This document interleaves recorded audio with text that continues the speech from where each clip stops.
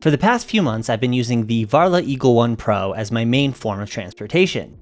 Admittedly, I haven't put as many miles on it as you might think because I test and review many different products every month, so I usually daily ride the products I'm currently reviewing.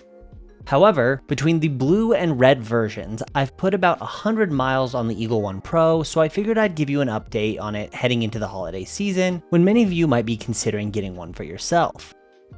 Varla's early Black Friday sale going on right now, and their actual Black Friday sale next month are the best times to pick one up if you like what you've seen from the scooter so far. If you haven't seen them yet, all my videos looking at the Eagle One Pro will be linked down below in the description. I take a look at both versions of the scooter and go over all the things I like and dislike about them. My discount codes and all the info will be down below.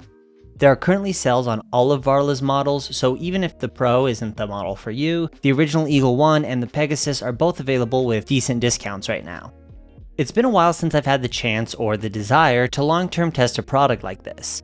Riding a scooter for months and hundreds of miles gives me a much different perspective on the product. I really notice all the small, nuanced things that might not stand out during my normal testing period. Things that might just be a passing observation in a normal review can turn into major annoyances or huge positives in the long run. I wish I could long-term test all the products I receive, but it's just not really practical. The Eagle One Pro was initially pretty underwhelming for me. The original blue version I received had mechanical brakes rather than hydraulic, and front wheel vibrations at speeds over 40 miles an hour. The follow-up red version that came out shortly after was much better with hydraulic brakes and none of the vibration issues. Based on what I've seen in the comments and other places, it seems that the high-speed front wheel vibration has nothing to do with which model you get, but rather seems to be an issue on just some of the units. It doesn't seem to happen super often, but just keep that in mind as a possibility if you're considering the scooter and plan to ride it at its top speeds. So how has this improved model been for me? Overall, I'm pretty happy with the Pro, but there are two things in particular that I've noticed over the past few dozen miles. First, the geometry is not amazing. The angle of the stem is quite steep, and you really feel like the handlebars are directly over the front wheel. I talk about this in my videos on the Pro, but it's more noticeable the more I ride.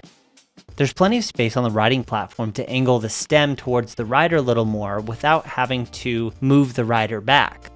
Just a couple degrees slacker would have done a lot for the stability, handling, and general ride feel of the scooter. I think this really wouldn't have been a super noticeable thing if my other observation about the scooter wasn't there, and that's how reboundy the suspension is. The suspension travel is shorter than I would have liked, and with how fast it rebounds back, potholes and everyday bumps can feel a bit sketchy at high speeds. Off-roading really isn't very enjoyable on the scooter either for these same reasons. Again, this is something that I noted in my other videos on the Pro, but riding the scooter over a longer period of time makes both of these things more noticeable. However, I don't want to give the impression that I don't like this scooter. It's one of my favorites in a while, and there's a reason why I've decided to long-term test it. It's a scooter that I generally feel confident in as it's very solidly built. The speed makes getting around town super quick and easy for me since I don't have the car during the day. The tubeless tires have been excellent for preventing flats in an area where there's a lot of construction going on and a lot of goat heads. I was riding home the other day and I misjudged a curb thinking it was lower than it actually was. I was going pretty fast and I absolutely slammed the front wheel into the curb. The scooter made it up onto the sidewalk, but I thought for sure that I had damaged something or at the very least given myself a flat tire. Instead, the scooter was totally fine. I tend to really put my scooters through the grinder and beat them up to see how they hold up to abuse, so you guys can see if the product is high quality. The Pro has handled everything that I've dished out so far, and I'm excited to see how it holds up over time. I will continue to update you on the Pro as I have more to say about it, but for now, enjoy the rest of this ride and I'll see you in the next one.